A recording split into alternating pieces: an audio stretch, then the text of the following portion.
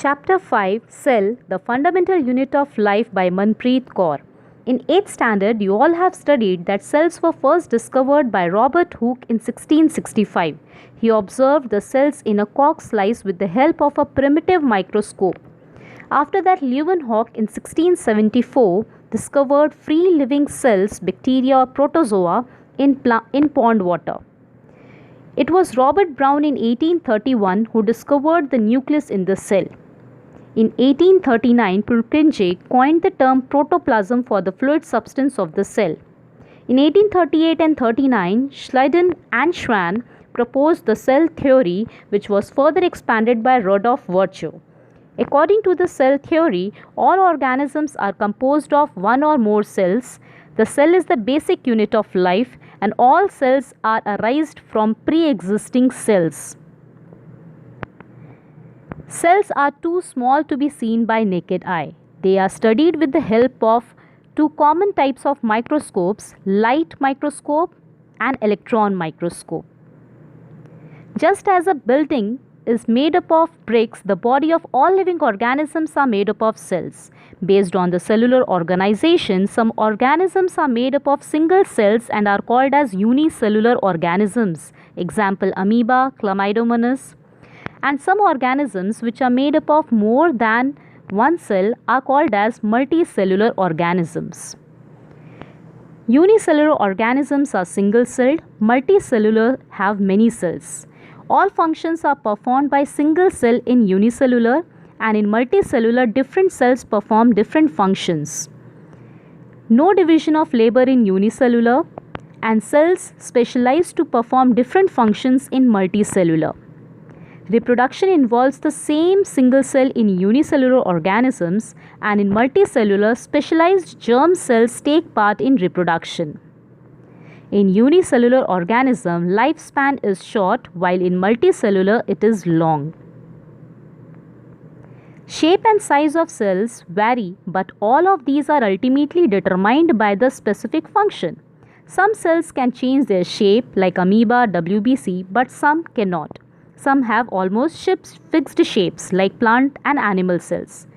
Smallest cell is pleuropneumonia-like organism or mycoplasma. Ostrich egg is the largest cell and nerve cell is the longest animal cell.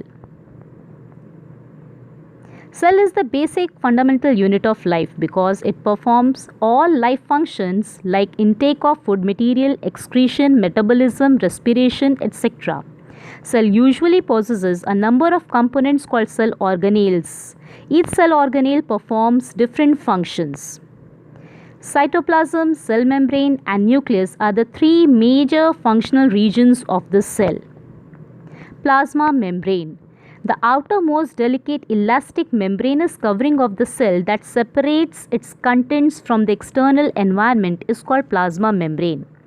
Plasma membrane is selectively permeable membrane because it allows the entry and exit of some materials in and out of the cell. Plasma membrane is made up of bilayer of lipids and proteins located inside and outside the cell. Small carbohydrates are attached at places to outer surface of lipids and proteins. Membranes acts as a physical barrier between the organelles of a cell and its cytoplasm and its surrounding environment. Membranes may be permeable, semi-permeable, etc.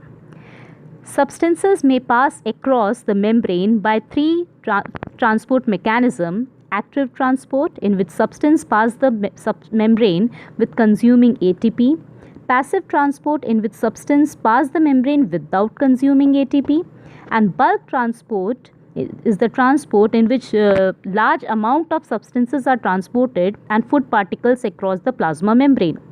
The process of bringing the bulk of materials from outside is called endocytosis, and expulsion of materials through excretion and secretion is exocytosis.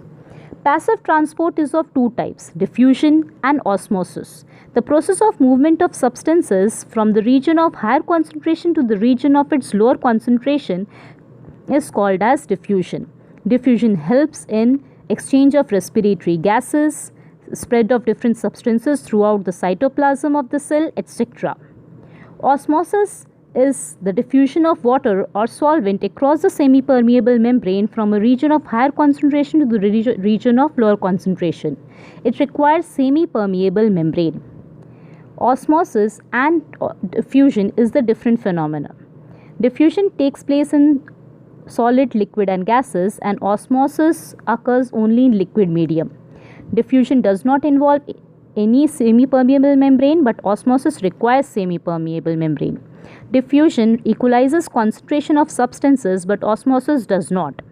Diffusion, different substances diffuse independent of one another. In osmosis, only solvent undergoes diffusion. In diffusion is not much influenced by the presence of other substances, but osmosis, it is influenced by the concentration and type of solute particles. Now, osmosis. Osmosis is of two types. Endoosmosis, in which osmotic entry of water into the cell, and exoosmosis, in which osmotic withdrawal of water from a cell. Osmotic solutions are of three types which can cause osmosis. Hypotonic, which has an osmotic concentration lower than another solution. Isotonic, the solution has an osmotic concentration similar to another solution. Hypertonic, which has an osmotic concentration higher than that of another solution. Now first is hypotonic solution.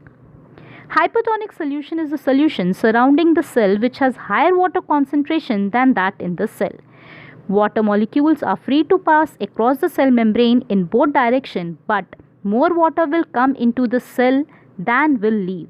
The net result is that the water enters the cell due to endoosmosis, and the cell is likely to swell up. Isotonic solution. When the medium surrounding a cell has the same concentration of water as that in the cell, it is said to be isotonic. Water crosses the cell membrane in both the directions, but the amount of going in is the same as that amount going out. So there is no overall movement of water. The cell will remain same. Hypertonic solution. When the medium surrounding a cell has lower concentration of water than that in the cell, it is said to be hypertonic. Water crosses the membrane in both directions, but this time more water leaves the cell due to exoosmosis. So cell will shrink. If we put animal and plant cell in hypotonic solution, then the animal cell will swell up and then get lysed or burst. This is due in plant cells do not. Plant cells do not burst due to the presence of cell wall. Swelling produces pressure called turgor pressure. It opposes the entry of water into the cell. At a particular turgor pressure, entry of water into the plant cell will stop completely. In hypertonic solution, animal cell will shrivel and plant cell get plasmolyzed. Plasmolysis is the phenomena by which a plant cell shrinks away from the cell wall when it loses water. Cell wall. Cell wall is semi-elastic, semi-transparent, rigid protective covering present outside the plasma membrane in plant cells, fungi and prokaryotes.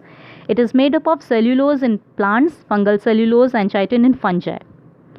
A cementing layer called middle lamina is present between the walls of two adjacent cells.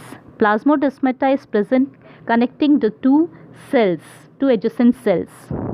It provides shape to the cells, mechanical strength to the plants, protect against pathogens and mechanical injury. Growth of the cell wall determines the growth of the cell. Cell wall prevents bursting of the cell on endoosmosis, etc. Cell wall and plasma membrane. Cell wall occur only in plant cells. Plasma membranes occurs both plant and animal cells. Cell wall lies on the outside of the cell, plasma membrane outside of the animal cell but inside in plant cell. Cell walls are rigid and thick, plasma membrane flexible and thin. Cell wall is permeable whereas plasma membrane is selectively permeable. Cell wall is made up of cellulose and pectin, and plasma membrane is made up of lipid and proteins. Cell wall provides protection and strength to the cell. Plasma membrane holds cellular contents and control of passage materials.